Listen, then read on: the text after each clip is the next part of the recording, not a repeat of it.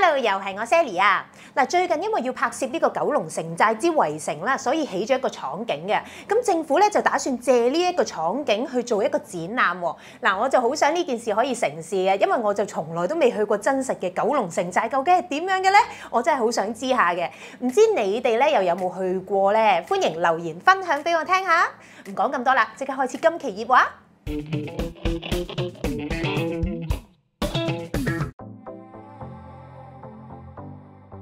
Sony 最近終於喺香港發布咗全新 Bravia 系列 4K 電視同埋家庭影院系統啦。焦點一定要數旗艦 4K Mini LED 電視系列 Bravia 9同埋 4K OLED 系列 Bravia 8。至於家庭影院方面咧，就有旗艦 Bravia Theatre Quad 系統同埋 Theatre Bar 9、Bar 8幾款頂級嘅3巴。Sony 今年嘅影音主題咧就係 Cinema is Coming Home， 目標咧就係將戲院體驗可以帶翻屋企。至於之前咧小室已經為旗艦 Bravia 9 4K Mini LED 電視同埋 Bravia Theatre Quad 系統做過詳細嘅評測㗎啦。大家如果有興趣想知多少少新產品嘅詳情同埋實際表現嘅話，記得要 click 入資訊欄連結嗰度睇評測影片啦。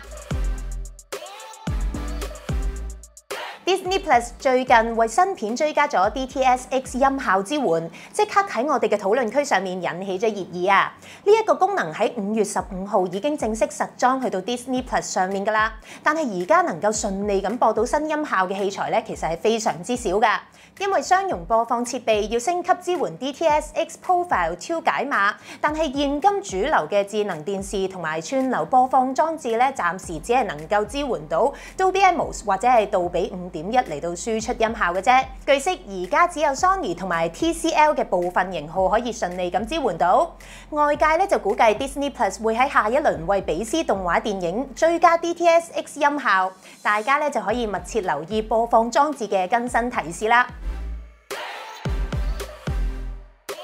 Sennheiser 最新公布咗 Accentum True Wireless 真無線藍牙耳機，搭載由愛爾蘭廠房生產嘅專利7mm True Response 動圈單元，耳罩根據過萬對嘅耳膜數據定製而成，大大提升佩戴嘅舒適度啊！新耳機擁有主動降噪功能，搭載隱藏式波束成型咪高峰列陣，有效減少低頻干擾，仲可以利用專屬嘅應用程式嚟到調節降噪效果。Accentum True Wireless 提供藍牙5.3接駁，兼容 LE Audio 同埋 Aurocast 功能，加埋充電盒使用可以提供達到28小時嘅播放時間，更加可以對應 USB-C 同埋 QI 無線充電。新耳機喺5月24號已經開始發售啦，仲會附送4款尺寸嘅耳墊，建議售價就係1599蚊港幣，仲有黑白兩色可以選擇添。最新消息指 ，Sharp 因為面板市場前景唔明朗，決定喺今年9月終止旗下界工廠嘅所有生產業務，正式結束日製屏幕面板時代。界工廠一直被視為最先進液晶面板生產基地。2009年界工廠成立嘅時候，更加係全球唯一能夠從冇玻璃生產出超大型嘅液晶面板嘅 G10 工廠，主要供應電視用嘅液晶面板。不過面對面板市場嘅激烈競爭同埋價格波動，公司最終都係要選手離場。工廠停運之後，界工廠計劃將大型液晶面板技術資產轉售俾其他公司，而廠房就會進行業務轉型，變身成為 AI 科技嘅開發中心。見證住 Sharp 呢一個電子品牌嘅起起跌跌，影音玩家真係會覺得特別唏噓啊！LG 最近宣布推出 Tone Free 系列真無線耳機 T90S， 係2022年嘅 T90 耳機嘅升級版本。耳機採用咗更貼合耳朵嘅升級版外殼，充電盒比上一代更加細小，仲加入咗 Dolby Atmos 同埋頭部追蹤技術，為用家帶嚟更加好嘅觀影同埋遊戲體驗。音質方面，繼續有 Meridian 加持，升級至11mm 單元，採用純石墨烯振膜，做出更加均衡同埋精確嘅音色。除咗搭載 LG UV Nano 紫外線殺菌功能，充電盒仲支援 Plug and Wireless 藍牙發射器技術，能夠將有線信號轉換成無線藍牙信號，售價就係230英鎊。LG 仲發布咗多款 Xboom 藍牙喇叭，售價就由69.99至到199英鎊不等。其中 XO2 提供360度全方位環境燈光，具有15小時嘅續航力 ，IP55 防水機身。最後仲有 Xboom Go 系列戶外用藍牙喇叭 XG2， 外形細小，配有可調節嘅彈性繩，可以固定喺背囊同埋單車上面。另一款體型大啲嘅 XG8 就可以發出更強嘅音效啦。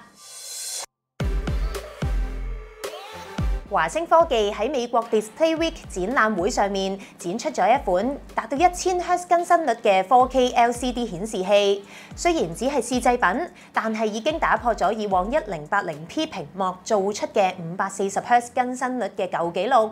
預計將來會廣泛應用喺高階嘅電競屏幕上面。華星仲展出咗多款嶄新嘅 LCD 顯示技術，包括16寸8K 解像度手提電腦專用屏幕，同樣被視為下一代顯示技術嘅 QD-EL 顯示器。新屏幕技術利用自發光量子點技術，實現出比 LCD 更加長嘅壽命，以及係 OLED 自發光嘅優勢。仲有一款採用噴墨印刷式工藝製造嘅14寸2.8K 屏幕，支援30赫茲至到120赫茲更新率顯示，色域達到85% BT2020，而家仲係試作階段。有指 QD-EL 面板技術製作嘅成本相對高昂，加上藍色量子點嘅穩定性仲要改進，預計新技術仲要多幾年時間先至可以應用到喺民用嘅屏幕上面啦。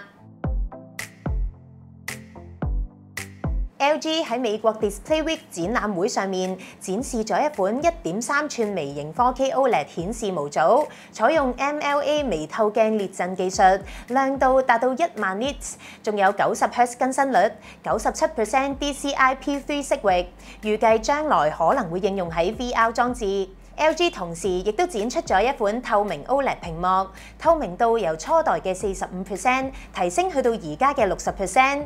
以滿足更加多商業用途嘅需求。另外 ，LG 仲展出咗多部2024年新款 Meta Technology 2.0技術嘅 WOLED 面板電視，同啱啱喺 Apple iPad Pro 2024上面應用嘅 OLED 面板，可以預見到 OLED 面板嘅應用層面會超出大家預期嘅範圍啊！今集嘅時間又差唔多啦，如果你中意呢條片嘅話，記得 like 條片 ，subscribe 我哋嘅 channel， 仲要撳埋個鐘仔添。如果中意嘅話，記得 share 俾 friend 睇，同埋留多啲言啊！唔講咁多啦，下次再見啦，拜拜。